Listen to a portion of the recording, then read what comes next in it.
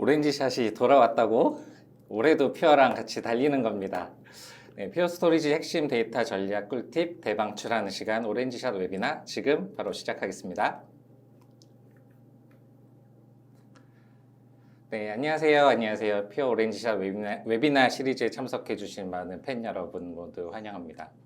네, 저는 작년에 이어서 올해도 오렌지샷 웨비나 진행을 맡고 있는 이제는 바야흐로 명실상부 마스코트가 돼버린 퓨어 스토리지의 오렌지 MC 쌤입니다.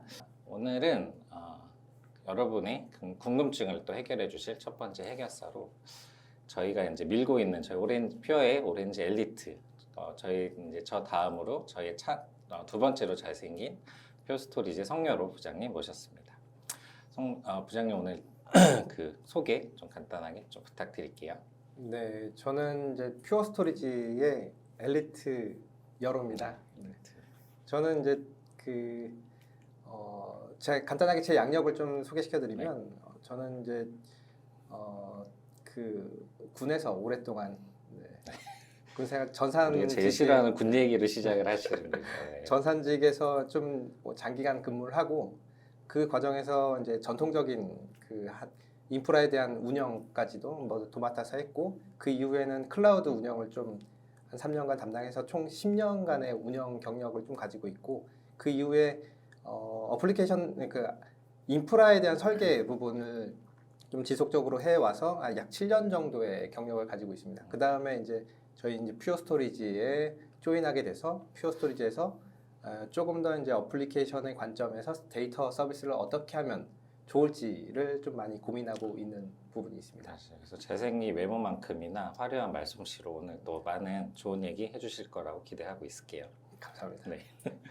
네, 그리고 저희가 그 시즌 2를 맞이해가지고 포맷을 조금 바꿔봤는데 저희 퓨어 스토리지 직원들이 나와서 얘기하고 제가 설명드리는 것도 충분히 좋기는 했었지만은 이제 좀 제3자의 관점에서 이제 좀 저희한테 또 다양한 또 다른 관점의 인사이트를 주실 수 있는 그런 분을 좀 모셨어요. 그래서 오늘 저희 이제 깜짝 게스트를 저희가 모셨는데요.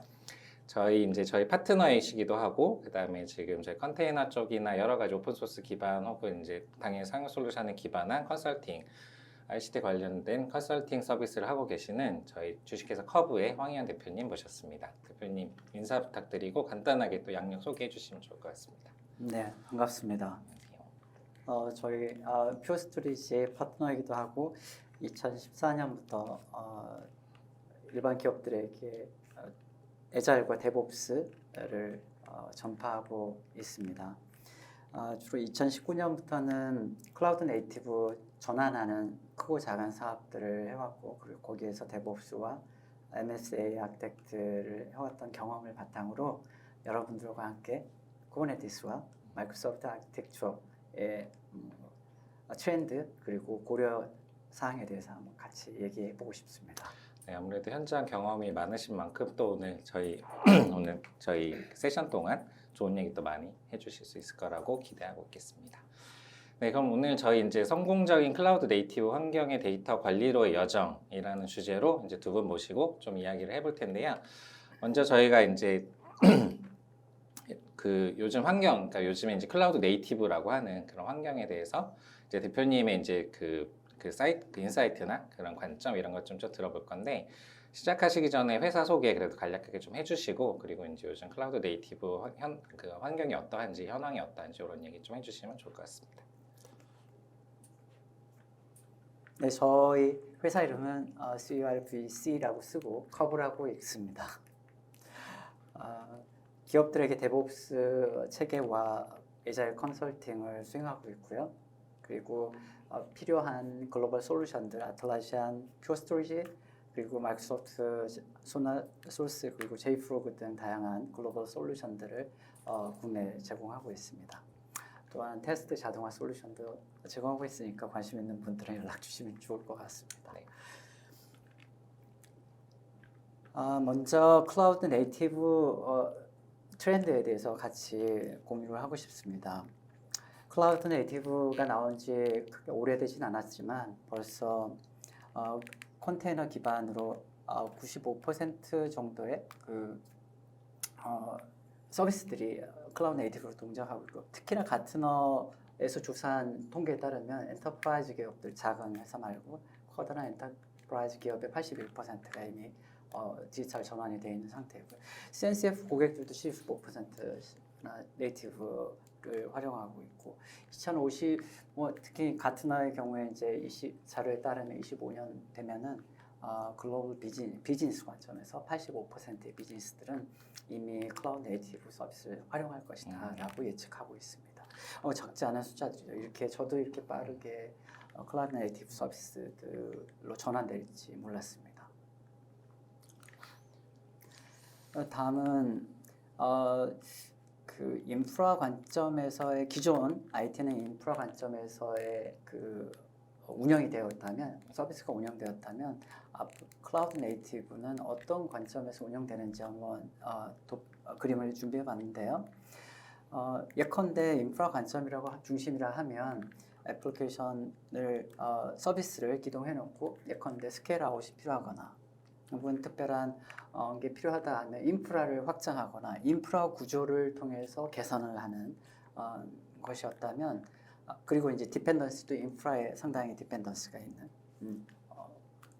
서비스였다면 앞으로는 애플리케이션들을 조절함으로써 서비스의 확장과 서비스의 개선들이 이루어지게 되어 있습니다. 예컨대 인프라는 그 중에 그냥 일부일 뿐인 것이죠. 아마 그렇죠, 더 맞아요. 해주고 싶은 말씀이 있으실 것 같아요. 인프라는 그냥 사용하는 그 관점에서 그냥 기본적으로 순환돼야 되는 그 환경이 되는 거고 기존의 인프라 환경에서는 스케일업이 주 관점이고 스케일 아웃을 하기에는 좀 많은 수단들이 필요했습니다. 근데 어플리케이션 관점, 비즈니스 관점에서 갑자기 사용량이 증가할 수도 있고 갑자기 뭐 서비스를 다양화시킬 수도 있는데 그런 관점에서는 기존 인프라에서는 좀 어려운 경향이 있었는데 이제 클라우드 네이티브로 들어가면서 그런 것들을 해결할 수 있게끔 만들어지고 있습니다.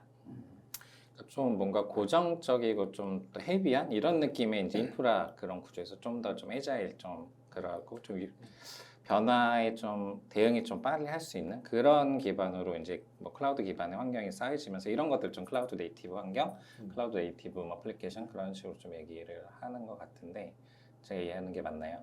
네, 맞습니다. 네, 정확하게 맞습니다. 또 진행하시죠. 네. 네, 다음으로는 이제 어떤 서비스들이 그런 클라우드 네이티브에서 많이 사용되는지를 봐볼 텐데요. 특히나 오늘 자료는 스테이트풀 애플리케이션을 준비해봤습니다. 스테이트풀은 서버에서 상태를 관리하는 예컨대 리퀘스트마다 서버에서 상태를 관리하는 것이 되겠죠. 당장 이제 그러면 스테이트풀은 나쁜 것이냐 이렇게 생각하실 수 있는데 저희 관점은 그것이 아니라 예컨대 데이터베이스에 그 이커머스 서비스라고 했을 때 우리가 쇼핑 카트에 이제 상품을 담고 다음번에 결제하는 이런 경우에도 실은 데이터베이스에 데이터가 저장되긴 하지만 스테이시 이미 거기에 저장되어 있다고 볼 수 있죠. 간단한 애플리케이션은 당연 스테이트 레스로 를 지향해야 되겠지만 어쩔 수 없는 경우가 상당하다. 얼마나 많은지 한번 보고 싶었습니다. 우리 이제 스토리지나 데이터베이스 솔루션이 있어서 조금 더 준비하긴 했습니다만 자료를 보시면 데이터베이스가 가장 많은 스테이트풀 서비스를 운영하고 있습니다. 글로벌하게. 그러니까 이게 컨테이너가 좀 뭐 유행이라면 유행했다 어쨌든 이쪽으로 좀 패러다임이 넘어온 게 이제 좀 가볍게 어플리케이션 좀 빨리 띄우고 또 이제 빨리 필요 없는 거는 빨리 없애고 그래서 좀 개발 쪽이나 아니면 테스트 환경, 일시로 필요한 환경으로 좀 많이 처음에 시작이 됐었던 것 같은데 이제 그런 부분들이 좀 더 이제 데이터를 또 저장해야 되고 이런 식으로 좀 넘어가는 그런 차로 이제 뭐 스테이트 리스랑 스테이트풀 얘기를 해주신 것 같은데 혈로 부장이 그래도 이제 오늘 이제 이런 환경이나 이런 단어들을 처음 들어보신 분들도 계실 테니까 스테이트 리스랑 스테이트풀이 또 어떤 건지 좀 간략하게 좀 얘기해 주면 좋을 것 같아요. 그냥 스테이트풀, 스테이트 리스를 이제 처음 접해 보실 수 있는데 좀 간단하게 설명드리면 스테이트 리스는 휘발성 메모리, 그냥 메모리 상태라고 보시면 될 것 같습니다. 그래서 만약에 컨테이너가 사라지게 되면 데이터도 소실되게 됩니다. 근데 스테이트 풀 형태는 연구 볼륨 자체를 가지고 이제 컨테이너가 사용하기 때문에 컨테이너가 사라지더라도 그 볼륨 자체는 그대로 유지하고 있어서 지속적으로 그 데이터를 다시 띄워서 사용할 수 있게끔 만들어주는 관점이라고 보시면 될 것 같습니다. 제가 옛날 어렸을 때 이제 컴퓨터라고 하는 그 개념 배울 때 이제 네. 램에 이제 휘발성이지만 빨리 액세스해야 네. 되는 데이터. 근데 컴퓨터를 끄면은 데이터가 다 사라지는. 네. 그거를 어떻게 보면은 스테이트리스라고 보면 될 것 같고, 이제 스테이트풀 같은 경우는 하드디스크 혹은 이제 디스크에 데이터가 저장돼서 네. 껐다 켜도 데이터가 남아 있는 상태. 그걸 이제 스테이트풀이라고 보면 될 것 같네요. 네네 맞습니다. 좀만 첨언하면 예. 이제 API, REST API나 API를 호출할 때 적용하면 훨씬 더 정확한 용어가 될 것 같습니다. 네. 호출할 때마다 저장되어 있는 상태를 가지고 다음 요청이 처리되는지 아니면 말씀하신 대로 요청해서 상태를 보관하지 않는 상태로 다음번 요청이 이루어질 수 있는 게 이제 스테이트리스 이렇게 정확하게 이해하신 것 같습니다. 그래서 지금 화면에 장표가 그러니까 이제 스테이트 풀 어플리케이션의 이제 비중인 거잖아요. 그러니까 당연히 데이터베이스나 이런 쪽이 많이 스테이트 풀 어플리케이션 형태로 사용되는 게 당연한 그런 것 같습니다. 네, 그러면 지금까지는 저희가 이제 일반적으로 클라우드 네이티브가 이제 어떤 건지, 이제 뭘 그렇게 얘기하는지를 좀 얘기를 해봤고, 이제 그럼 클라우드 네이티브 어플리케이션 이런 것들에 대한 디자인 이런 것들 일반적으로 어떻게 들어가는지를 좀 설명을 좀 해봐주세요. 기본적으로 일반적인 네이티브 클라우드 설계에는 대부분 쿠버네티스 환경으로 생명주기 관리야, 그다음에 데이터 하드웨어에 대한 종속성을 배제시키고, 그다음에 유연성 있게 구현할 수 있고 빠르게 적응할 수 있는 어플리케이션들을 구현하려고 많이 노력하고 있습니다. 그래서 민첩성도 같이 포함돼서 자유롭게 이식도 할 수 있고 다른 클라우드 환경으로도 전환할 수 있게끔 만드는 게 주 관점이라고 보면, 그래서 그런 관점을 좀 민첩하게 할 수 있게끔 컨테이너화된 어플리케이션들을 많이 구현하고 있고, 마이크로 서비스를 준비해서 어플리케이션이 좀 다중장애를 좀 배제할 수 있게끔 만들고 있습니다. 그리고 스테이트 리스로 이제 일반적으로 구현을 많이 했다고 보면, 데이터베이스는 그 이전 세대의 그 설계로 동일하게 사용하고 있다고 봐야 됩니다. 그러다 보니까 물리머신이나 가상머신에 데이터베이스를 올리거나 아니면 조금 더 개발자가 좀 쉽게 사용하기 위해서 관리형 데이터베이스를 많이 사용했습니다. 그러다 보니까 그 클라우드나 아니면 온프레미스에 종속될 수밖에 없게끔 만들어지고 있거든요. 그러니까 이제 단일 클라우드 상태에서밖에 사용을 못하게 되는 경향이 있습니다. 왜냐하면 다른 클라우드로 전환하려고 했더니 데이터베이스에서 다 연결성을 보장할 수가 없게 되거든요. 그래서 이제 현대화로 들어가게 되면 데이터베이스조차도 컨테이너화 시켜갖고 스테이트 풀 형태로 만들어야 되는 부분이 생긴 겁니다. 그래야지 멀티 클라우드 환경에서도 데이터베이스를 빠르게 이식하면서 전환할 수 있게끔 만들 수 있다고 보고 있습니다. 그래서 자유로운 이동성까지 보장해 주는 게 현대화된 어플리케이션 클라우드 네이티브의 설계 방안이라고 볼 수 있게 됩니다. 이 클라우드 네이티브라는 게 계속 저는 뭔가 가벼운 느낌, 뭔가 해자이라는 느낌 이런 게 계속 들거든요. 근데 좀 전에 말씀해주신 이제 그 일반적인 클라우드 네이티브 설계라고 했던 것들은 그런 환경임에도 불구하고 결과적으로는 굉장히 데이터 레이어랑 좀 타이트하게 묶여가지고 이제 이동성이 좀 보장되지 않는 그런 환경을 계속 지향했다라고 보면은, 이제 뒤에서 또 말씀해주신 현대적인 설계는 또 다시 좀 애자일성을 가져가는 거죠. 이제 좀 루즈하게 커플해가지고 이제 이동성도 보장하고 다양한 선택권을 데이터 레이어에서도 가져갈 수 있게 좀 그런 얘기를 좀 해주신 것 같아요. 네, 제가 잘 이해하고 있죠. 네네. 네, 알겠습니다. 그래서 지금까지는 저희가 이제 일반적인 얘기를 좀 했어요. 그러니까 클라우드 네이티브 그리고 이제 일반적인, 그러니까 뭐 클라우드 네이티브라고 했을 때 이제 설계를 그동안 어떻게 했으면 이제 진짜 현대적인 클라우드 네이티브 설계는 이렇게 하는 게 맞다, 이런 식으로 좀 얘기를 저희가 해봤는데요. 이제 클라우드 네이티브라는 단어는 조금 어색하실 수도 있고, 그러니까 저는, 그러니까 두 분은 당연히 전문가시지만 그러니까 들으시는 분 중에 어색하다고 느끼시는 분들이 계실 수도 있는데, 쿠버네티스라고 하는 것들은 요즘에 못 들어보신 분은 거의 없을 거라고 생각이 돼요. 근데 그냥 쿠버네티스 하니까 무슨 플랫폼이겠거니 아니면 뭐 그냥 VM 같은 거, 하이퍼바이저 같은 거겠거니 이렇게 생각을 막연히 하는 사람들도 있는데, 저희가 오늘은 좀 이제 쿠버네티스 정말 이게 뭔지 요거에 대한 얘기를 좀 짚고 넘어갔으면 좋겠거든요. 그래서 좀 쿠버네티스가 무엇인가 이런 얘기를 좀 해봐 주시면 좋을 것 같아요. 네, 알겠습니다. 오늘 시간이 제한되어 있어서 아주 자세하고 깊이 있는 내용을 다루기는 어렵지만 개념적으로 우리가 쿠버네티스가 무엇인지 한번 같이 이해해 보겠습니다. 우리 이전에 봤듯이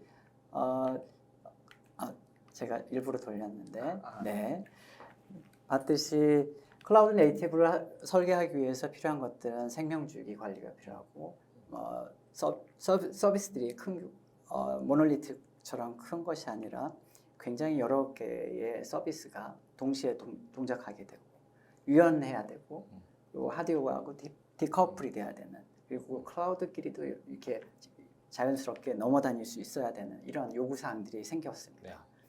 근데 그것을 우리 개발하는 분들이 하나하나 다 만족시키기에는 너무 버겁고 거의 불가능에 가깝다고 볼 수 있습니다.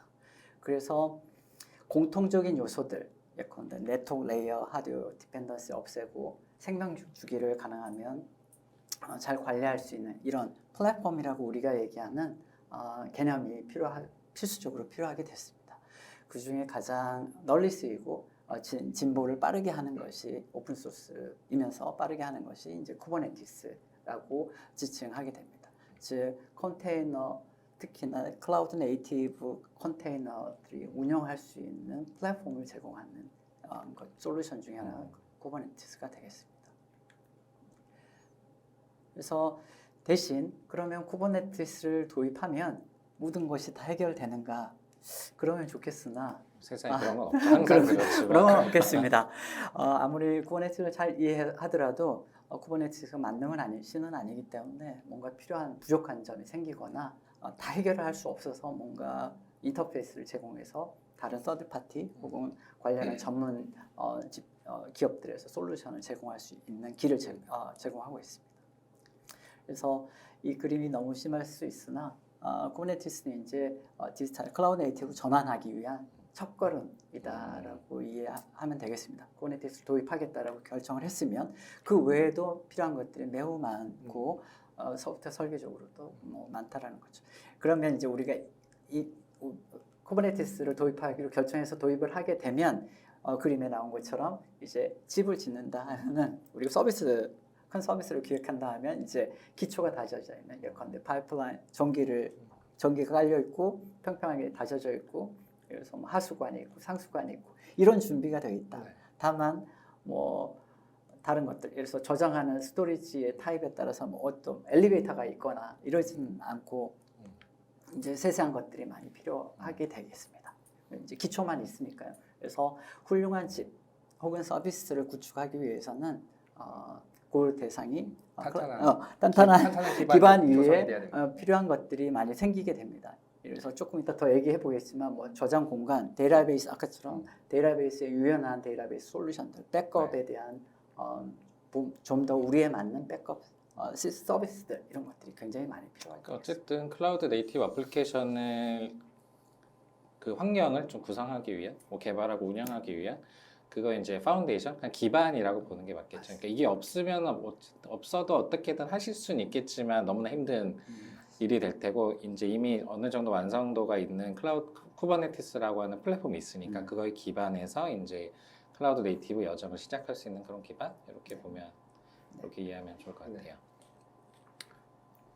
그래서 그 대신 우리가 왜 쿠버네티스와 같은 플랫폼을 선택하는가 한 번 더 요약을 해보면 너무나 많은 것들을 제공합니다. 예컨대 스케줄링, 언제 이 애플리케이션 디플로이가 실행이 돼야 되는지에 대한 스케줄 방법을 제공하고 셀프 힐링이라고 해서 뭔가 고장이 나면 스스로 알아서 정의만 되어 있다면 자동으로 그 컨테이너를 버리고 다른 컨테이너가 그 자리를 대신한다든지 이렇게 해서 시니스한 서비스를 제공하기도 하고 뭐 롤아웃도 여러 가지 타입이 있습니다. 롤아웃도 이제 블루그린 하나씩 블루그린으로 한다든지 아니면 까나리라고 해서 퍼센티지 30%가 신규 기능 시간이 지나면 40% 신규 기능 결국에는 이제 올드 버전과 신규 버전을 100%로 이렇게 점차 교체하는 이런 기능도 제공을 하고 특히나 이제 마이크로 서비스 아키텍처의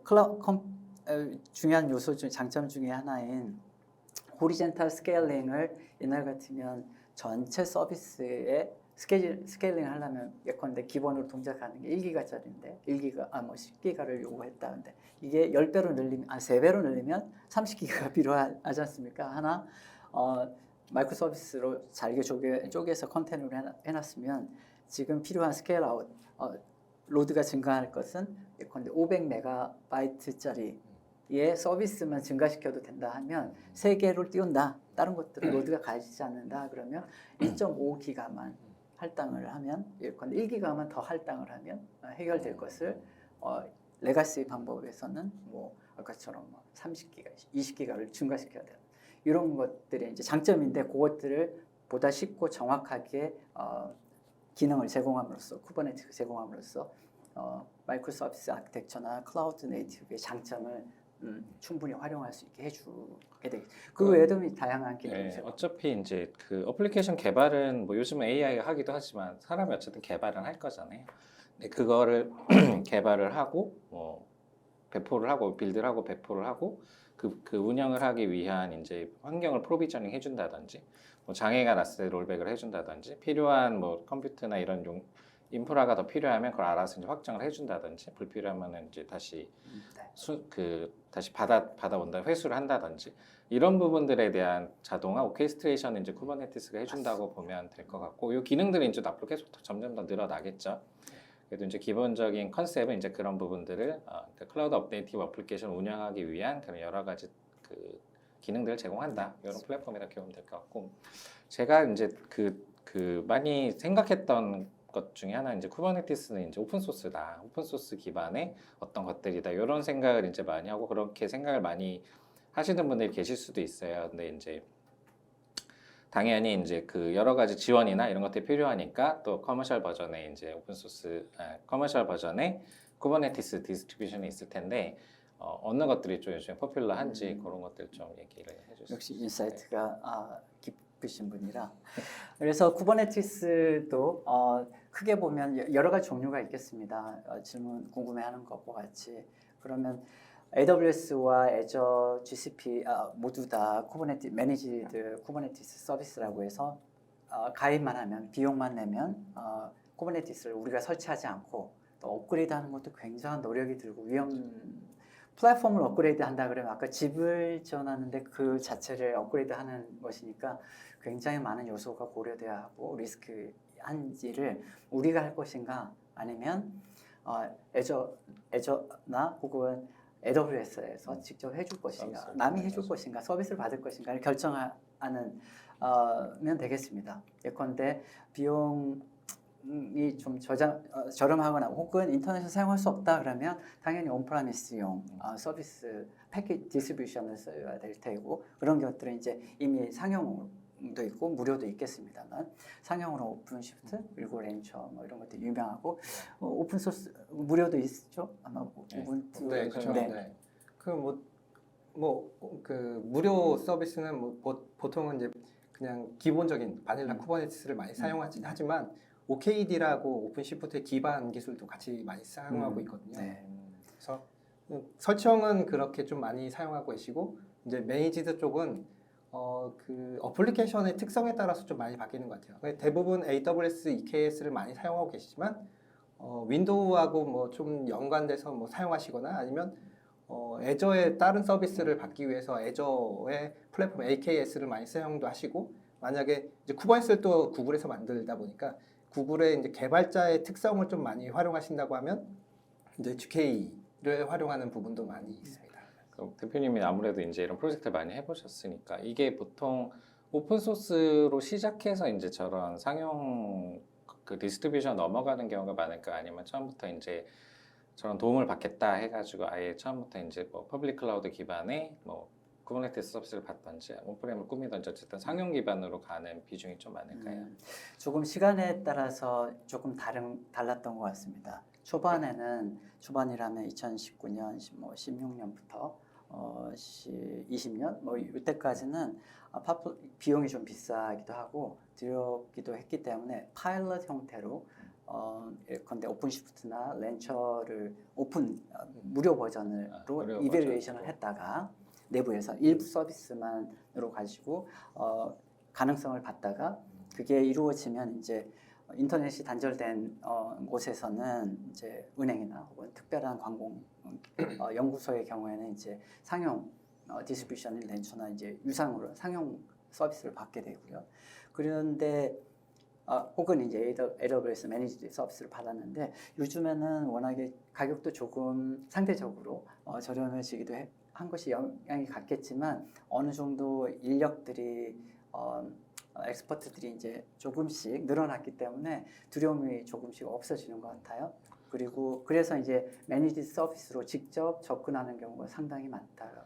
저희가 이제 아까도 스테이트 리스, 스테이트 풀 얘기했지만은 그냥 단순한 업무 하고 쓰고 그냥 컨테이너 끄면 이제 없어지는. 그때는 어떻게 보면 이제 그 어플리케이션 그렇게 중요하진 않은 애들을 주로 스테이트 리스로 썼을 거잖아요. 근데 그 환경들이 이제 좀 더 컨테이너 기반의 어플리케이션의 역할들이 좀 더 중요해지면서 그 스테이트 풀로 가기도 하지만 저런 이제 상용 디스트리뷰션 쓰는 이유 중에 하나가 또 그렇게 되는 게 아닐까라고 생각을 좀 해보네요. 맞습니다. 딱 그 시점인 것 같습니다. 네. 맞아요. 네, 또 계속 지속. 네. 이번에는 그럼 쿠버네티스의 내부에 대해서 조금 더 접근을 해보겠습니다. 쿠버네티스는 크게 관리 노드와 워커 노드, 그러니까 실제로 일을 처리하는 컨테이너를 실행하는 워커 노드로 구별되고, 관리 노드는 워커 노드들의 상태를 관리하고, 또한 워커 노드들의 이제 스케줄러를 제어한다든지 이렇게 해서 컨테이너들의 라이프 사이클을 관리하게 되겠습니다. 특별하게 그 워커 노드는 크게 두 가지, 쿠블렛과 프락시로 구별이 되는데요. 쿠블렛은 이제 라이프 사이클, 컨테이너의 라이프 사이클을 관리하고, 구체적으로 파드의 라이프 사이클을 관리하고, 프락시는 이제 네트워크를 서비스를 해주겠습니다. 다만 저것만 가지고 아까 우리가 필요한, 예를 들어서 스토리지, 네트워크, 그리고 보안, 데이터베이스 모두 다 해결해 주지는 않습니다.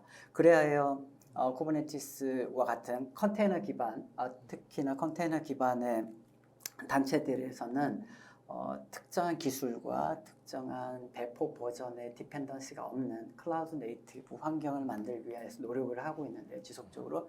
그래서 오픈 스탠다드 인터페이스를 제공하고 있습니다. 예컨대 우리가 앞에서 봤지만 우리가 스토리지를 또 저장 공간을 써야 되기 때문에 저장 공간도 쿠버네티스에 어떤 저장 공간이 붙어도 가능할 수 있도록 인터페이스를 정의해야 될 터이니까 표준 인터페이스를 제공하고, 다만 좋은 솔루션들, 스토리지 편리하고 강력하고 안정적인 스토리지 서비스 회사들은 또 본인들만의 테크놀로지와 쿠버네티스에서 제공하는 CSI 인터페이스를 통해서 컨테이너 스토리지 인터페이스를 통해서 연동을 할 수 있게 되어 있습니다. 노력을 하고 있습니다. 그래서 제가 알고 있기로는 우리 퓨어 스토리지도 관련한 인터페이스, 표준 인터페이스를 통해서 쿠버네티스의 강력한 스토리지 서비스를 제공하는 것으로 알고 있습니다. 제가 정리를 해볼 테니까 부연 설명을 여러분장 부연 설명해 줄 게 있으면 해봐 주세요.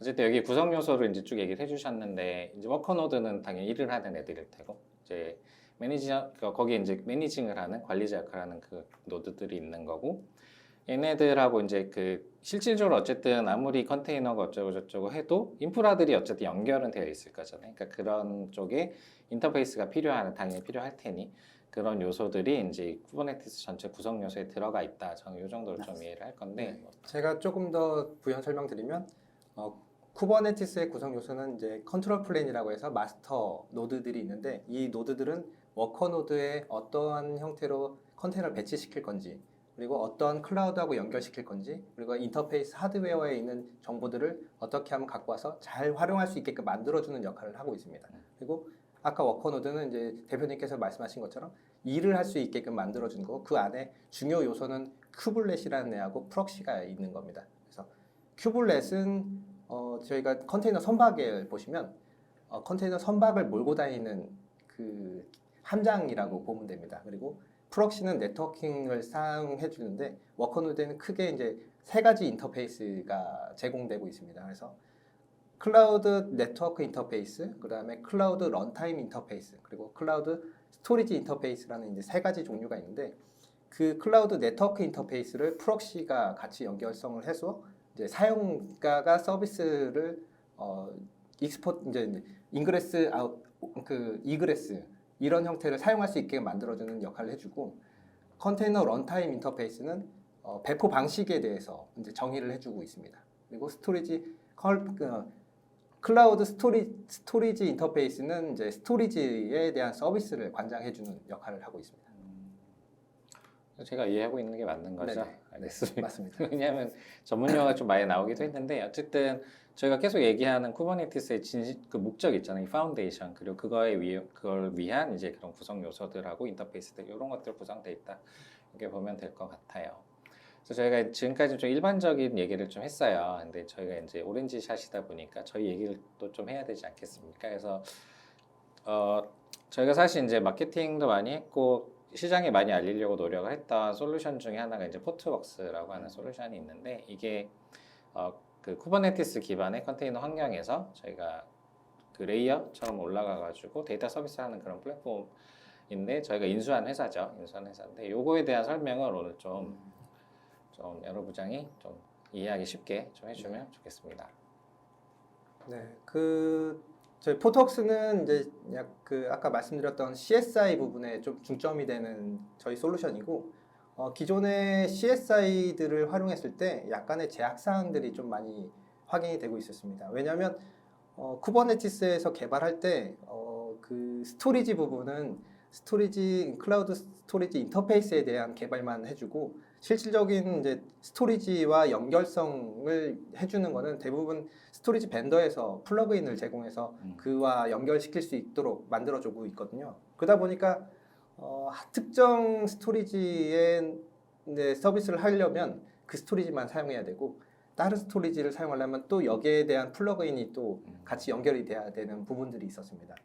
그런 것들 대부분 스토리지 클래스로 어떻게든 해결하려고 많이 노력은 했지만 실질적으로 이제 그 비교해 보면 스토리지에서 볼륨을 컨테이너한테 매핑 시켜주는데 대부분의 1대1 매핑밖에는 사용할 수 없게끔 되어 있었습니다. 그러다 보니까 이 스토리지에 대한 다른 스토리 공간이 부족하거나 아니면 이걸 뭐 어떤 행위를 해야 될 때는 뭔가 좀 많이 복잡한 절차가 많이 들어가게 되는데 저희 이제 클라우드 이제 네이티브 스토리지 형태로 전환하게 되면 볼륨 하나에 이제 대량의 컨테이너들이 연결성을 해줄 수 있게끔 만들어줘서 이 스토리지와 좀 유기적으로 사용할 수 있게끔 그러니까 좀 더 클라우드 네이티브적으로 스토리지를 사용할 수 있게끔 만들어주는 역할을 해주는 플랫폼입니다. 그러니까 이것도 예전에 그러니까 지금 슬라이드 왼쪽처럼 예전에 스테이트리스 환경에서는 크게 문제가 되지 않았을 그런 네. 얘기들인데 이제 스테이트 플로 되고 데이터 관리가 이제 필요하다 보니까 이제 좀 예전의 구성에서는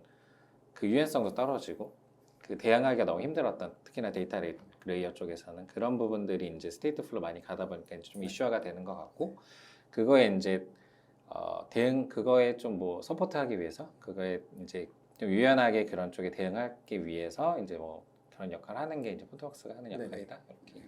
참고로 저희 그러면은 예전 경험에 따르면 저장 공간이 어떤 특별한 서비스에서 저장 공간을 계속 잡아먹어서 다른 서비스도 같이 죽는 이런 경우도 나름 네. 정책을 정의해서 네. 포트웍스를 쓰면은 자연스럽게 제어할 수도 있겠습니다. 네, 만약에 데이터 공간이 부족해서 이제 서비스에 다운이 발생할 경우도 있거든요. 그렇게 되면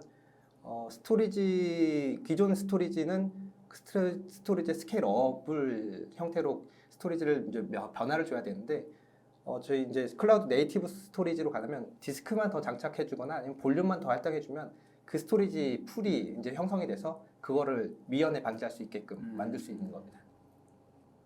스케일업하고 아웃 이쪽도 좀 얘기를 좀 해주세요. 스케일업은 이제 보통 이제 그 대부분을 많이 이해를 하고 계실 건데 스케일업은 그 스펙을 증강시키는 겁니다. 그래서 스펙을 증강시키되 하드웨어의 이제 그러니까 물리적인 종속성을 그냥 조금 더 높게 만들어주는 거고 스케일 아웃은 그 노드가 늘어난다고 보시면 될 것 같습니다. 그래서 사용할 수 있는 일을 할 수 있는 애들이 좀 더 늘어나니까 이제 스토리지의 관점에서는 스케일업은 볼륨에 대한 공간이 늘어나는 거고 스케일 아웃에 대한 스토리지는 디스크가 좀 더 추가돼서 그거를 풀 형태로 다시 또 제공할 수 있게끔 만드는 그런 형태가 좀 약간의 좀 차이가 있습니다. 알겠습니다. 그래서 이제 포톡스를 조금 더 설명드리면 포톡스는 어떠한 클라우드 환경에서 이제 온프라미스의 프라이빗 클라우드든 아니면 퍼블릭에 있는 퍼블릭 클라우드든 전혀 쿠버네티스 환경이면 모두 다 사용할 수 있게끔 되고 어떠한 인프라도 상관이 없습니다. 워커의 디스크 부분도 저희가 같이 사용할 수 있게끔 되고 타사에 있는 스토리지 볼륨조차도 저희가 사용할 수 있게끔 만들어 드리고 있고 그 다음에 아까 쿠버네티스의 종류에 대해서도 말씀드렸는데 탄주 베이스나 아니면 렌처 베이스, 오픈 시프트 베이스 그리고 퍼블릭에 있는 관리형 쿠버네티스 환경뿐만 아니라 모든 쿠버네티스 환경에서 저희 포톡스를 설치해서 사용할 수 있게끔 되고 이거에 대한 이동성이나 아니면 백업, 그 다음에 DR 이런 것도 다 구현을 할 수 있게 됩니다. 그래서 이 포톡스가 이제 그 백업 DR 이런 부분들을 도와주는 그런 역할을 하는데 네. 얘는 이제 그 역할에 충실을 한 거잖아요. 이게 네. 무슨 벤더의 종속성을 갖는다든지 어떤 쿠버네티스 디스트리뷰션의 종속성을 갖는다든지 이런 게 아니고 네네. 어쨌든 쿠버네티스가 기본적으로 갖는 기능에 부가적으로 저희가 이제 도움을 드리는 그런 레이어로 들어가는 거고 그 외에 다른 종속성은 이제 거의 없다 이렇게 네네. 볼 수 있는 네, 그런 맞습니다. 네. 그래서 오늘 제가 이제 준비한 부분은 이제 저희 포톡스가 기능이 좀 많은데 그 중에 이제 데이터 서비스에 대한 부분을 중점적으로 좀 설명을 드리려고 하고 있습니다. 그래서 저희 포톡스는 좀 전에 말씀드린 것처럼 워커 노드에 들어가 있는 볼륨들을 그룹화 시켜갖고 데이터 서비스를 할 수 있게끔 만들어주는 역할을 하고 있습니다. 그래서 하드디스크, 그 다음에 SSD, 그 다음에 낸드, NVMe 이런 디스크들을 서로 구별해갖고 성능에 따라서 좀 컨테이너한테 딜리버리 할 수 있게끔 만들어주는 역할도 하고 있습니다. 그리고 쿠버네티스에서 리플리카라는 이제 복제 배포 방식이 있는데 그런 복제 방식을 이제 데이터 쪽에 대해서도 이제 저희가 서비스를 하고 있어서 한 벌서부터 세 벌 복제까지 저희가 데이터에 대한 복제를 좀 도와드리고 만약에 하드웨어나 아니면 OS 장애가 났을 때도 즉시 서비스가 복원돼서 사용할 수 있게끔 만들어주는 데이터 보호 솔루션까지 탑재가 되어 있습니다. 이런 거에 사실 일반적인 인프라 환경이라고 하면 당연히 데이터 복제가 안 되는 건 말이 안 되잖아요. 네. 근데 당연히 쿠버네티스가 이런 기능들을 당연히 제공할 거라고 일반적으로 생각할 수도 있을 것 같은데 그게 실제로는 매뉴얼 작업이고 굉장히 힘든 그런 작업이라는 거잖아요. 그런 네, 부분에 맞습니다. 좀 자동적으로 네. 좀 도와줄 수 있는 그런 기능이 있다 이렇게 보시면 될 것 같아요. 그리고 이제 공간이 부족할지라도 그러니까 만약에 1번 워커 노드에 데이터 장착할 수 있는 수량이 부족해서 하나의 NVMe만 꽂았습니다. 그리고 3번 노드에 3장의 NVMe를 꽂아갖고 데이터를 사용하고 싶은데 1번 워커 노드에 올리려고 했더니 보통은 이제 쿠버네티스에서는 호스트 패스 형태로 디스크 드라이버를 그냥 올려서 써야 되는데 그렇게 되면 공간이 부족해서 컨테이너가 쓸 수 있는 연구 볼륨을 축소해서 써야 되거든요. 근데 이런 것들을 확장해서 쓸 수 있게끔도 저희가 만들어드리고 있습니다. 그래서 만약에 1번 워커 노드에 디스크 공간이 부족하더라도 3번 워커에 있는 디스크를 같이 활용해서 그 컨테이너가 사용할 수 있게끔 만들어드리는 역할도 같이 하고 있습니다. 저희가 지금 저희 포톡스가 갖는 몇 가지 장점을 장점, 특징 이런 것 좀 얘기를 했는데 대표님께서 이제 현장 이렇게 도시면서 뭐 이런 기능이 필요할 만한 뭐 고객사가 있었다든지 아니면 현장에 실제로 이런 니즈가 좀 있었다 뭐 이런 사례나 경험 이런 것들 좀 얘기해 주실 수 있는 부분이 있으세요? 우선 과제 개발 차세대 과제들을 하다 보면 초기에는 스토리지에 대한 부족함이라든가 설계를 고려 잘 안 합니다. 왜냐하면 기능 부여함이 우선이기 때문에 운영 관점에서는 잘 고려하지 않아요. 허나 이제 운영 오픈을 한 다음에 조금만 운영해도 아까 말씀드린 것처럼 특별한 로그 디렉토리가 잘못 컨피그레이션해서 시간마다 기가 이상으로 증가한다든지 이러면서 아주 중요한 공통으로 쓰고 있는 PV를 잡아먹어서 서비스 장애가 나는 경우가 발생합니다. 이것들은 이제 개발할 때는 크게 고려하지 않았던 것들인데 그래서 이 솔루션들이 거의 가상화 수준의 뭐 이런 서비스, 그러니까 뭐 인프라, 클라우드하고도 독립적이지 않고 독립적인 디펜던스가 없는 것들이 생기고 또 노드 자원도 활용을 잘할 수 있게 만들어진다면 초반부터 이런 솔루션들을 제안한다면 대부분의 고객들이 장애를 맞이하기 전에 효율적인 디스크 관리 그리고 스토리지 관리를 초반부터 할 수 있을 것 맞아요. 같습니다. 좀 클라우드 환경에서 살기를 하더라도 스토리지에 대한 부분도 응찰하는 많이 신경을 써야 네, 되는 그렇습니다. 부분이 좀 많습니다. 네. 그러니까 지금 대표님 공유해주신 요 사례 같은 경우는 사실 개발할 때는 이런 일이 생길지 몰랐다가 운영하다 보니까 데이터가 너무 많이 쌓여가지고 걔가 스토리지 공간을 굉장히 많이 차지해서 이제 서비스 장애가 나는 이런 케이스가 된 거잖아요. 그러니까 쿠버네티스, 뭐 컨테이너, 뭐 클라우드 네이티브 이런 얘기가 꽤 나온 지가 됐지만은 아직 이제 고객분들 관점에서는 이런 식으로 좀 롱텀으로 운영까지 해본 경험은 아직까지는 없다 보니까 이제 그런 실수 그런 것들을 좀 하시게 되는 것 같은데 이제 좀 아까 얘기한 것처럼 이 컨테이너에 올라가는 어플리케이션 역할이 중요해지다 보니까 설계 단계에서도 이제 이런 말씀하신 사례들이 반영돼가지고 이런 것도 고려해서 설계가 되면 좀 좋지 않겠나 이런 생각을 좀 해보네요. 계속적으로 이어들으면 쿠버네티스 사양에서 NFS 서비스를 사용하기가 생각보다 쉽지 않았습니다. 그래서 보통은 NFS 서비스를 제공하는 CSI를 쓰거나 아니면 쿠버네티스 상에서 PV 연구 볼륨을 할당하고 컨테이너에서 NFS 서비스를 올렸어야 됐거든요. 그런 것들을 저희 포트웍스에서 바로 이제 볼륨 서비스에서 바로 이제 NFS 서비스까지 사용할 수 있게끔 만들어주는 이런 장점들은 개발자가 좀 더 쉽게 사용할 수 있게끔 만들어주는 역할을 해준다고 보시면 될 것 같습니다. 성능도 나쁘지 좋을 않게. 것 같습니다. 네네. 왜냐하면 그 CSI를 쓰게 되면 오프로드가 발생할 수 있거든요.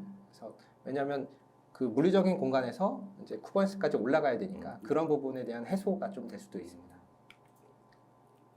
그래서 저희 이제 포트웍스에 대해서 좀 정리드리면 다양한 환경에서 사용할 수 있는 플랫폼이고 그다음에 그 클라우드에 있는 볼륨을 자동화하거나 이런 것도 구현이 가능하고 그다음에 로컬 디스크에 있는 디스크도 활용할 수 있게끔 만들어드리고 저희 스토리지뿐만 아니라 다른 타사의 이제 스토리지 외장형 스토리지도 볼륨 할당을 통해서 컨테이너한테 서비스를 할 수 있게끔 만들어드리고 만약에 저희 제품하고 같이 사용하게 되면 좀 더 많은 기능들을 좀 제공하고 있긴 합니다.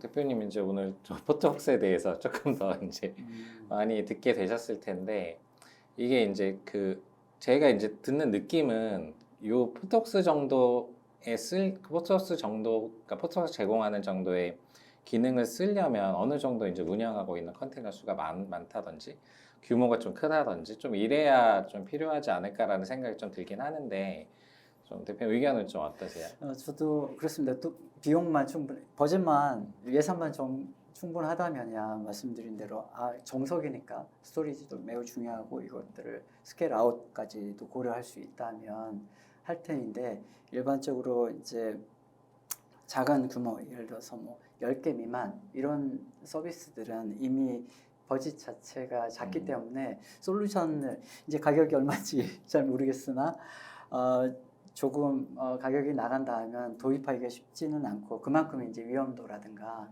리소스도 적게 쓸 터이니 크게 니즈는 있으나 도입하기 쉽지는 않을 것 같습니다. 다만 50개 이상의 서비스가 올라가면 스토리지 관리 자체 아무리 모니터링을 사람이 이제 계획을 세운다 하더라도 장애 요소가 있고 또 하나하나의 정책은 세울 수 있으나 정책을 사람이 운영하는 것은 일반적으로 어렵기 때문에 특히나 클라우드 네이티브에서 컨테이너 개수가 많아지니까 그렇기 때문에 더군다나 이제 하나의 서비스가 하나가 아니라 스케일아웃 돼서 예컨대 로그인 서비스가 뭐 10개도 됐다가 30개도 됐다가 이렇게 다이내믹한 상황 운영 환경이 되다 보니까 그 스토리지 관리도 동적으로 이루어져야 되기 때문에 100개에 근접하는 50개만 초과해도 이런 솔루션이 필요할 것 같습니다.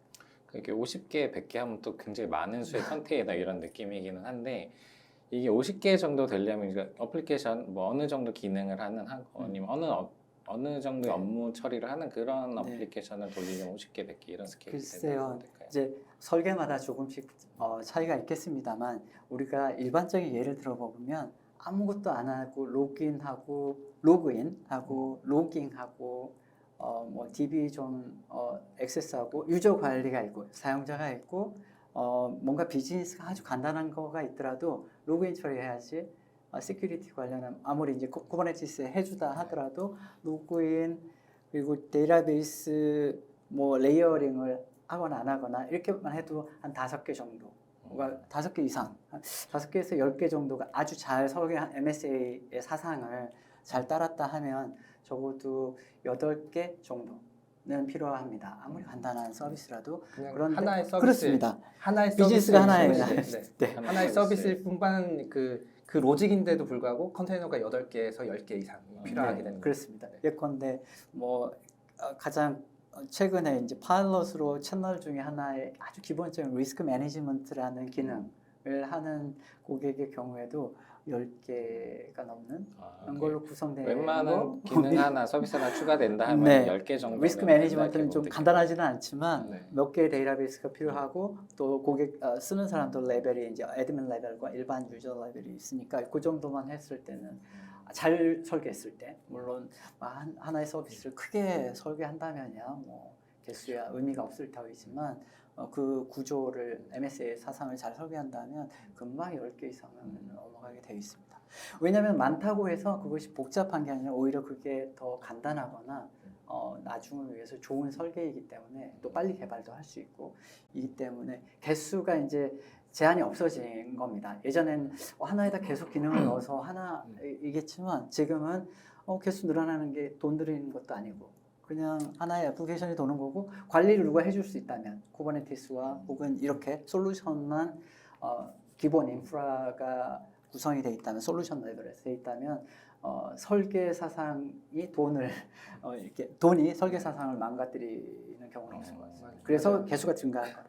네, 조금 더 이제 그 설명드리면 지금 얘기하시는 게 다 마이크로 서비스에 대한 설계를 지금 얘기하고 계십니다. 왜냐하면 전통적인 어플리케이션 설계의 방식은 중간에 어떤 모듈을 수정하려고 그러면 전체 서비스에 영향을 미치게 됩니다. 근데 MSA로 설계를 하게 되면 특정 부분만 수정하고 수정 교체하면 되기 때문에 전체적으로 영향이 미치지 않거든요. 최대한 짧게 쪼개놓는 게 네네. 좋은가. 네. 개수에 대해서 한번 잊어볼 뻔했는데 생각나는 게 피사 뭐 이렇게 셀을 만드는 피사 공장 얘기하면 2019년에 마이크로서비스 디지털 전환을 했는데 그때 하나의 모노리틱으로 돌던 게 420개로 설계했습니다. 근데 이제 그게 중요한 게 아니라 그때도 충분하게 개수가 많습니다. 그런데 지금 한 4년, 5년 운영하고 있는데 더블에 가깝습니다. 760개 정도로 증가하고 있습니다. 맞아요. 그만큼 하나에다 계속 기능을 추가하는 게 아니라 필요하다면 서비스를 추가해서 개발해서 늘어가고 있는 추세다.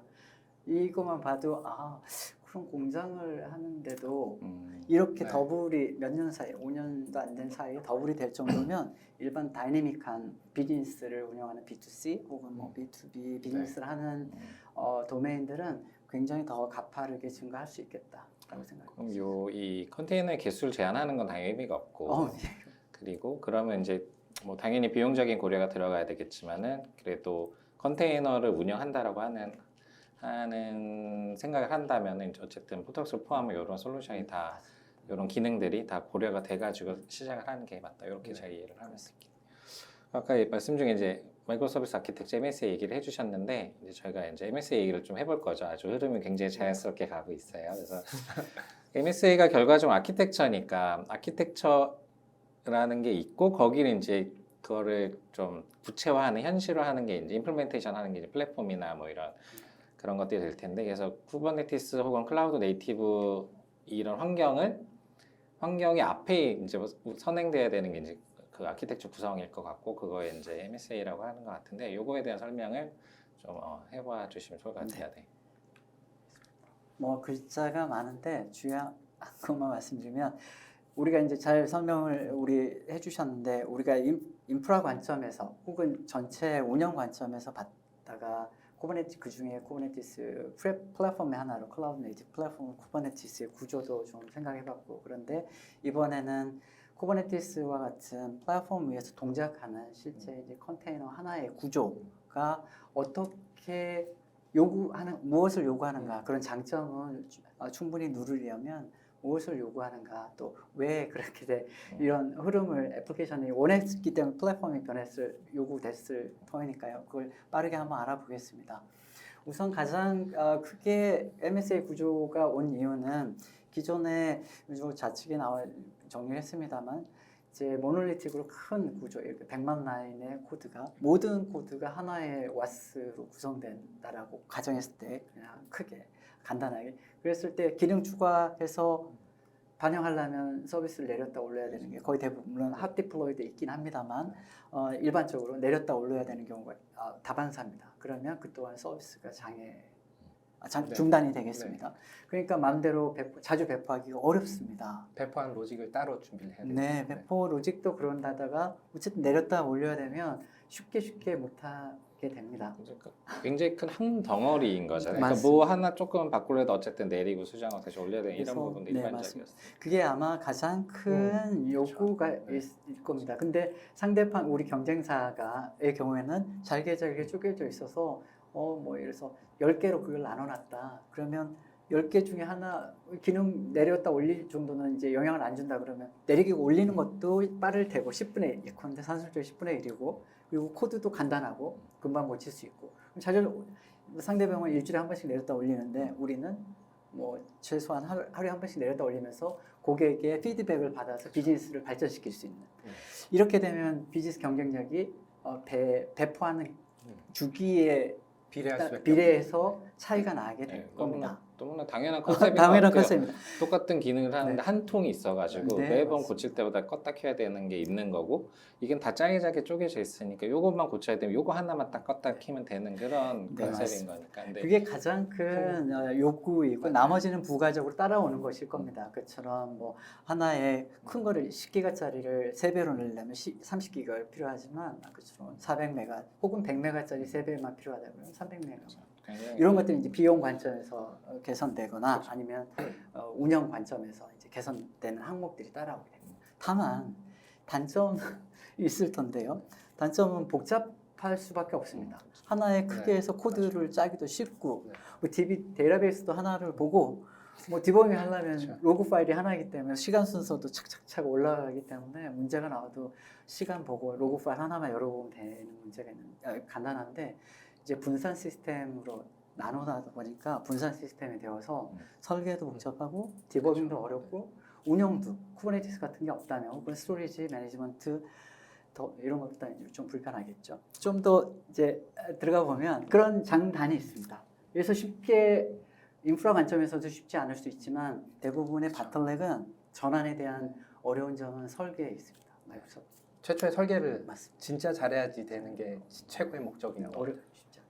쉽지 않겠죠. 근데 컨셉은 정말 너무 명확한 것 같아요. 이게 왜 이렇게 돼야 되는지는 그냥 한번 들어보면 누구나 그래서 가야 됩니다. 저는 기술적인 이슈나 또 여러 가지 관리를 하거나 오케스트레이션 하거나 이런 부분은 당연히 어렵겠지만은 컨셉 자체는 당연히 MSA로 가야 되는 거에 대한 이견은 사실 같지는 그러니까 지금 당장 구현을 안 하더라도 언젠가는 가야 되는 게 목적이긴 합니다. 네. 그래서 이번에는 그러면 이제 그 중에 하나인 데이터베이스 저희가 이제 컨설팅하거나 아키텍처 관점에서 할 때 가장 어렵고 설계할 때도 어려운 것은 데이터베이스 구조의 변화입니다. 우리가 슬라이드에도 좀 표시를 해봤는데요. 모놀리틱은 이제 전통적으로 DB 하나의 서비스들 뭐 MVC 구조라 치면 이렇게 간단한데 그 소아도 비슷하죠. 서비스 오리엔티드 아키텍처도 데이터베이스 관점에서는 싱글로 보고 있고 이제 서비스만 좀 더 서비스 레벨 서비스들로 이제 조금 더 분리를 해놓은 컨셉이고 이제 마이크로 서비스는 다만 아랫부분의 데이터베이스가 크게 틀립니다. 예컨대 기존의 데이터베이스 하나로 왜 마이크로 서비스는 이제 그림처럼 서비스의 개수가 자기 역할별로 나눠져서 존재하는데 데이터베이스를 하나로 했을 때는 이제 장점인 서비스는 싱글로 도는데 DB가 죽었을 때 전체 서비스가 장애가 날 수밖에 없고 물론 이중화를 해야 되고 이런 건 비용을 들이면 되겠습니다만 되게 점점 복잡해지고 두 번째로는 이제 퍼포먼스 관점인데요. 퍼포먼스를 큰 DB를 해놓고 양이 많아지면 물론 테이블 분리해서 괜찮을 수 있으나 이제 자꾸만 락킹이 되고 엔진은 하나이기 때문에 그 데이터베이스 엔진은 하나이기 때문에 엔진에 부하가 걸리기 시작하고 다른 친구가 쓰고 있으면 내가 락킹이 걸릴 예를 들어서 조인이 걸렸을 때 락킹이 걸린다든지 왜냐하면 데이터베이스 이건 좀 구체적인 얘기입니다만 데이터베이스를 하나로 원 데이터베이스의 전체를 쓸 경우에는 참조를 하지 말도록 규정을 할 수 있으나 그걸 뭐 도구가 많이 있습니다만 영역적 분석 도구 조금만 느슨하게 관리해도 참조를 곧잘 하게 됩니다. 그냥 데이터베이스 레벨에서 서비스에서 REST API를 호출하고 본인의 마이크로 서비스는 나의 데이터베이스를 가져야 되는 게 원체 사상이기 때문에 그렇게 하면 바틀렉도 안 걸리고 DB를 죽어도 되거나 이기종 DB를 써도 되거나 굉장한 장점 아마 그런 기능을 제공할 터인데 이 그림에서 보면은 그럼 서비스 오리엔티드 아키텍처랑 마이크로 서비스 기반 아키텍처라고 하는 게 데이터베이스를 독립적으로 갖고 있다. 이게 가장 큰 차이로 보이는데 이렇게 얘기하는 개수로 따지면 이제 예컨대 컨셉은 애플리케이션들 코드 레벨에서는 컨셉이 비슷하게 온 겁니다. 예컨대 비슷하긴 하나 완벽하진 않고 네. 컨셉이 맞죠. 왜냐면 소아의 경우에도 이제 서비스별로 나눠놨긴 하니까 나름 분리를 해놓은 것이고요. 서비스를 잘 디파인을 하면은 이제 뭐 내렸다 올리 그 이제 업그레이드를 하거나 이런 것들도 괜찮죠. 다만 큰 관점에서는 데이터베이스가 가장 크게 차이가 나긴 합니다. 다만 다른 것들도 조금씩 있습니다. 우리가 반드시 스케일아웃 하기 위해서 역할을 쪼개고 예를 들어서 소아는 한 개인데 소아를 다시 나눠서 서비스 하나를 30개로 할 필요가 있다. 그러면 효과가 있어. 그러면 마이크로 서비스화, 조금 더 마이크로 서비스화. 좀 더 세분하게 좀 더 잘게 왜 장점이 있습니다. 잘게 나눠져 있고 네. 또 독립적인 그런 데이터를 갖고 다만 있고, 정확한 인사이트인데 데이터베이스 관점에서는 완전히 독립적 독립 그 차이가 극명하게 나겠습니다. 그렇게 이해하면 클라우드 네이티브 여기서 설계. 보면은 소아나 모놀리트에서는 데이터의 중복 제거가 되게 큰 메리트였습니다. 왜냐하면 그래야지 그 비싼 비용의 데이터베이스를 축소해서 사용할 수 있게끔 만들었는데 마이크로 서비스로 가면서 중복 제거도 허용이 되기 시작하는 겁니다. 그래서 1번 서비스에 있는 그 데이터가 2번 서비스일 수도 있을 수 있고 만약에 이걸 동기하기 위해서는 데이터 스트리밍이라는 관점에 이제 또 어플리케이션이 또 나오기 시작하는 겁니다. 그런 것들이 좀 이제 아키텍처의 변화가 좀 많이 이루어졌습니다.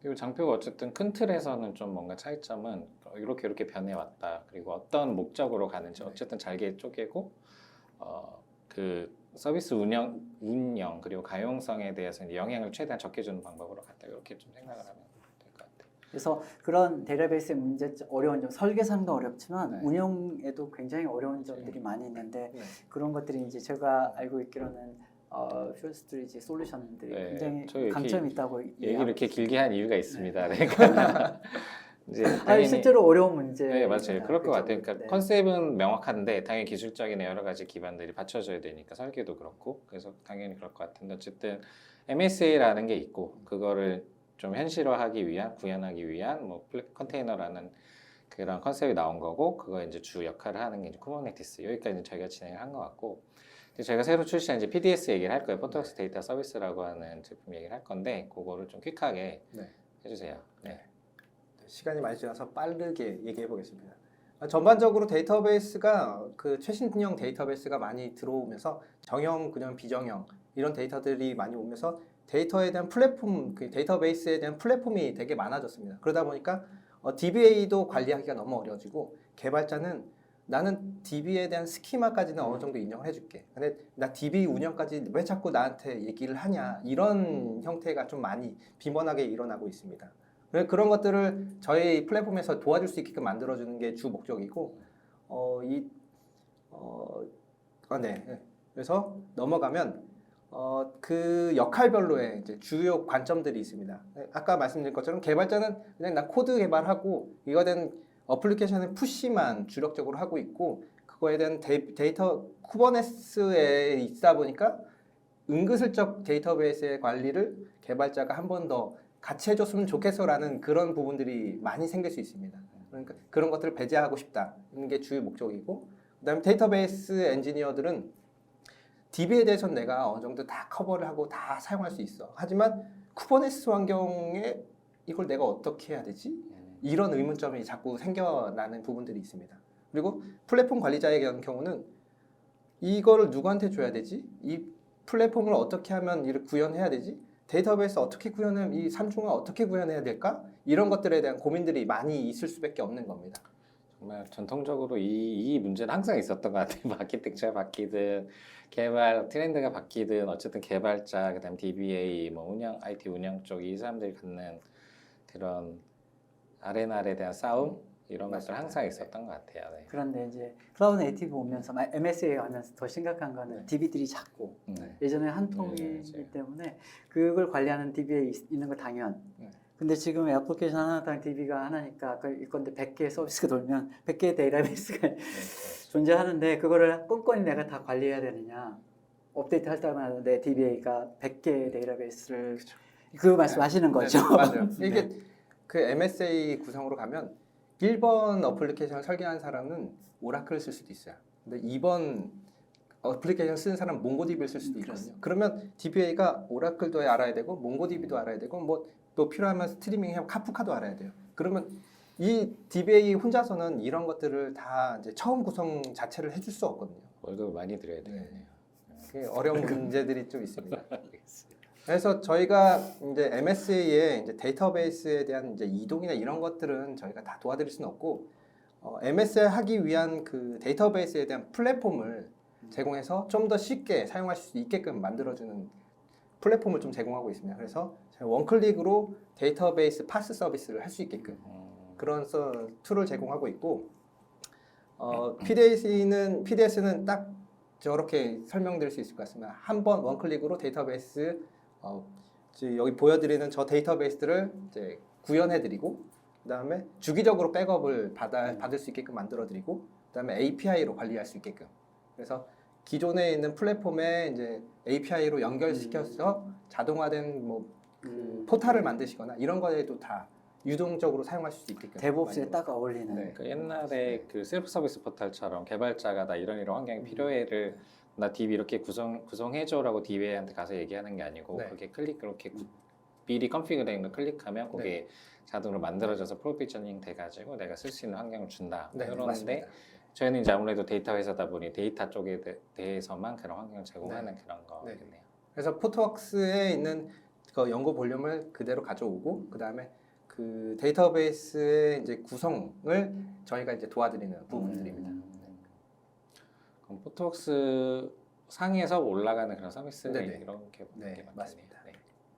그래서 만약에 이 그 데이터베이스 파스 서비스를 이제 도입하게 되면 출시 시간을 2배 정도 중단 뭐 단축시킬 수 있다고 당연히 네, 그렇죠. 보고 있습니다. 왜냐하면 개발자가 DBA한테 가서 이 플랫폼 만들어 주세요. 아니면 이런 환경이 필요해요. 이런 것들이 필요 없고 그냥 개발자가 바로 데이터베이스를 그냥 사용할 수 있게끔 만들면 되는 거거든요.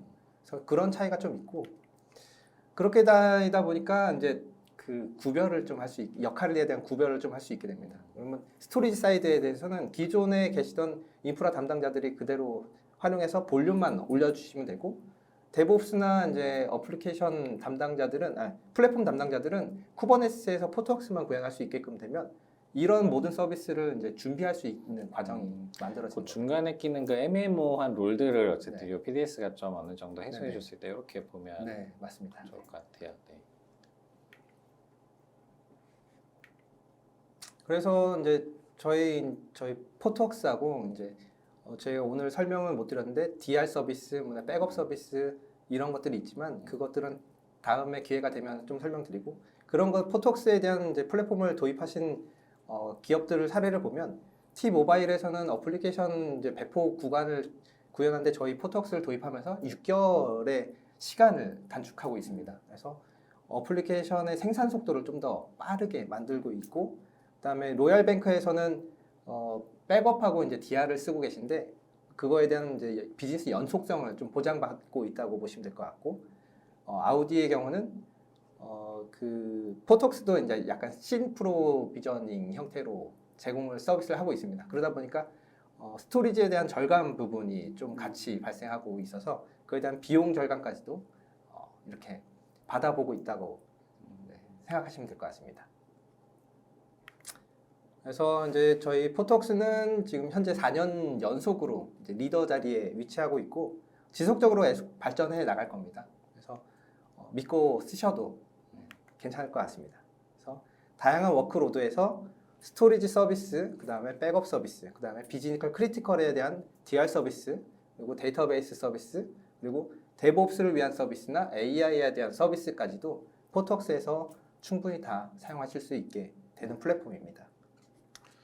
네, 오늘 저희가 좀 이런 좀 패널 토크 이런 느낌으로 이제 뭐 컨테이너 클라우드 네이티브, 그다음에 포트웍스, 그리고 그다음에 MSA, 그리고 이제 PDS, 그리고 이제 마지막에 사례까지 이렇게 다 얘기를 했는데 좀 요약을 좀 오늘 이 내용들 오늘 저희가 공유한 내용들을 조금 한두 마디로 좀 요약을 한번 해봐주면 어떨까요?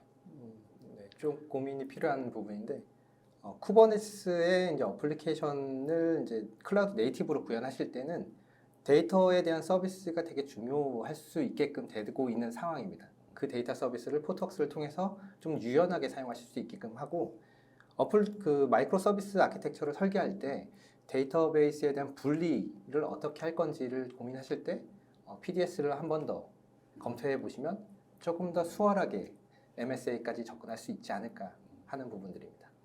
대표님도 이제 현장 도시면서 뭐 MSA 혹은 데브옵스 이런 쪽으로 이제 컨설팅이나 이런 거 그리고 임플멘테이션, 프로세스 임플멘테이션이나 솔루션 포지션이 이런 거 많이 하셨을 텐데 오늘 저희는 다 이제 데이터 레이어 쪽으로 좀 얘기를 많이 하긴 했지만은 이런 류의 솔루션, 이런 류의 뭐 서비스, 이런 류의 플랫폼 이런 것들이 좀 필요로 하는 그런 뭐 고객사들이 좀 많이 있을까요? 네. 다 필요할 것 같습니다. 이미 말씀을 나눴었는데 비용만 적절하면 다 있어야 될 것 같습니다. 저 수준에서 말씀드리면 예전에는 이런 것들 다 사람이 하고 욕을 먹어가면서 하고 노력했던 것들이 이제 클라우드 네이티브 환경들이 점점 더 좋아지는 것 같습니다. 그래서 앞으로 더 많은 고객들이 클라우드 네이티브로 전환하거나 클라우드 네이티브 방식으로 서비스를 만들 것 같습니다.